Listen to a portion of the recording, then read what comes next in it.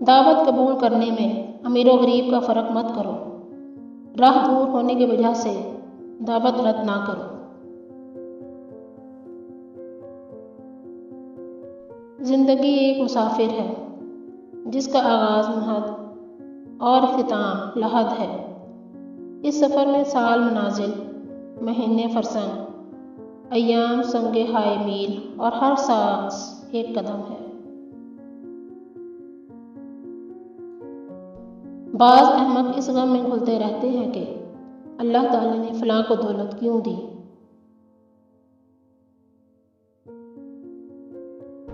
کلام میں نرمی اختیار کر، کیونکہ الفاظ کی نسبت لہجے کا زیادہ اثر ہوتا ہے۔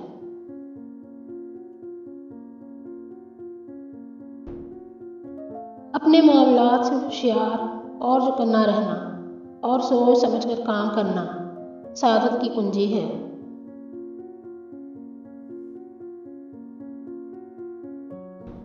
حاسد دشمن پر پتھر پھینکتا ہے مگر وہ واپس اسی کو لگتا ہے اور وہ دشمن ہنستا ہے۔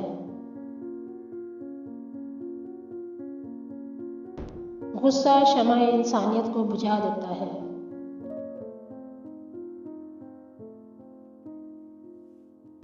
نکاح نہ کرنے والا گو شرمگاہ کو بچا لے مگر نظر اور دل کا بچانا اس کو محال ہے۔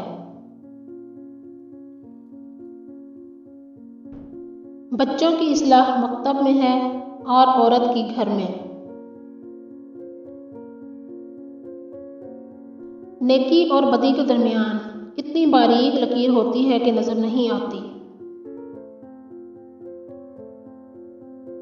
نیک عورت امور دنیا سے نہیں، اسباب آخرت سے ہے۔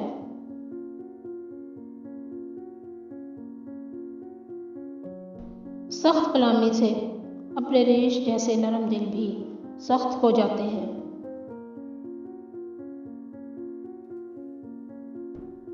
دو آدمیوں کا پیٹ کبھی نہیں بھرتا، طالب علم اور طالب مال۔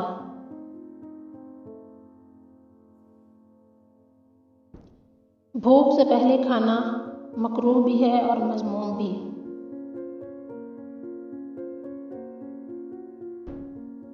تم آئینہ دیکھو، اگر خوش شکل ہو تو منہ پر گناہ کی سیاہی نہ ملو، اور اگر روز سیاہ ہو تو دو سیاہیاں جمع نہ کرو۔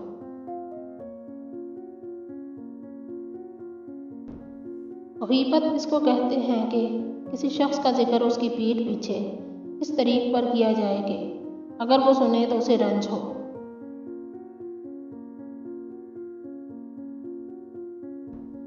جس کا لباس باریک اور ہلکا ہوگا اس کا ذہن بھی ضعیف ہوگا۔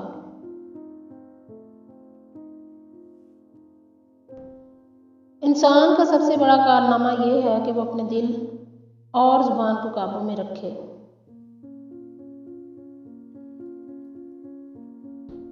عورت میں ایک کمزوری ہے جس کا علاج تحمل ہے۔ اسے رنج نہ دینا چاہیے بلکہ اس کا رنج سہنا چاہیے۔ اپنے آپ کو سب سے بہتر سمجھ لینا حماقت ہے۔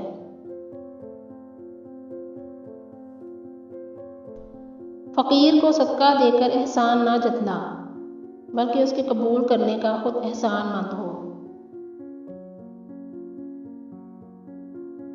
بدخلقی سے دشمنی پیدا ہوتی ہے اور دشمنی سے جفاکاری۔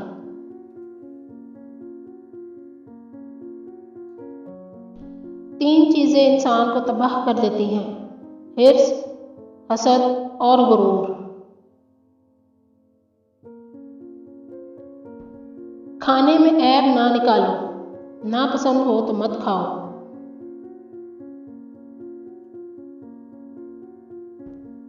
غریب مہمان آ جائے تو قرض لے کر بھی تکلف کرو۔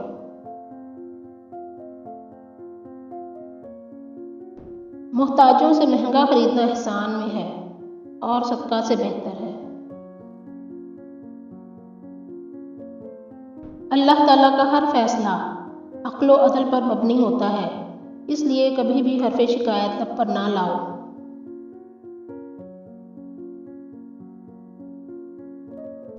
قرض ادا کرنے کی طاقت ہوتے ہوئے ایک ساتھ کی دیر کرنا بھی ظلم ہے، مگر قرض خواہ کی اجازت سے۔